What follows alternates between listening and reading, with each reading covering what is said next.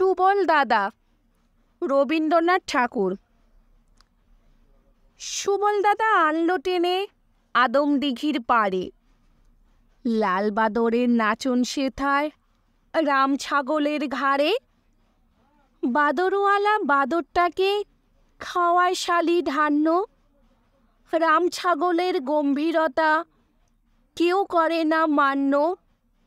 দাড়িটা তার নড়ে কেবল বাজেরে ডোগ ডোগি, কাংলা মারে লেজের ঝাপট জল ওঠে বুগ বুগি।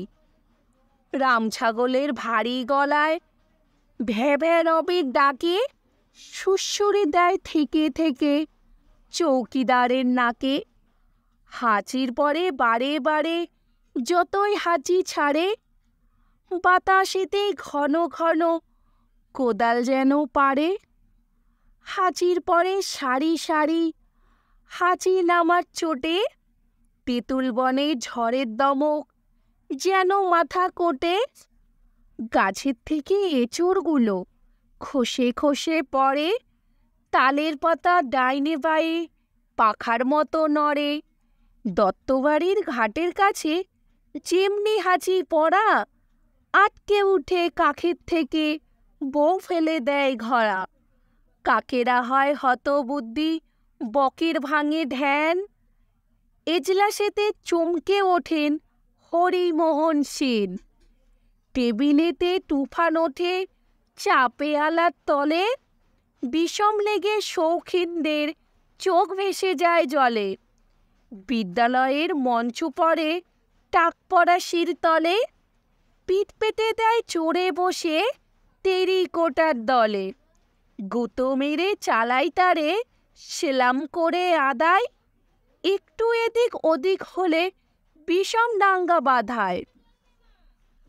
লোকে বলে কলঙ্ক দল, সূর্য লোকের আলো, দখল করে জ্যোতি লোকের নাম করেছে কালো। তাই তো সবই উলট পালট, ওপর নামন নিচে, ভয়ে ভয়ে নিচু মাথায় সমুখটা যায় পিছে। হাঁচির ধাক্কা এত কানি, এটা গুজব মিথ্যে। এই নিয়ে সব কলেজে পড়া বিজ্ঞানীদের চিত্তে। অল্প কিছু লাগলো ধোকা, লাগলো অপর পক্ষে, বললে পড়াশোনায় কেবল ধুলো ঢালায় চক্ষে। অন্য দেশে অসম্ভব যা পূর্ণ ভারতবর্ষে, সম্ভব নয় বলি যদি প্রায়শ্চিত্ত কর সে। এরপরে দুই দল মিলে ইট পাটকেল ছোড়া, চক্ষে দেখায় শস্যের ফুল, কেউ বা হলো খোড়া। পূর্ণ ভারতবর্ষে ওঠে বীর পুরুষের পড়ায়, সমুদ্রের এই পাড়েতে একেই বলে লড়াই।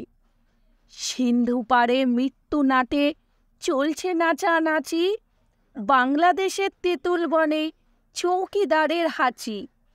সত্য হোক বা মিথ্যে হোক, তা আদমদিঘির পাড়ে বাদর চড়ে বসে আছে রাম ছাগলের ঘাড়ে।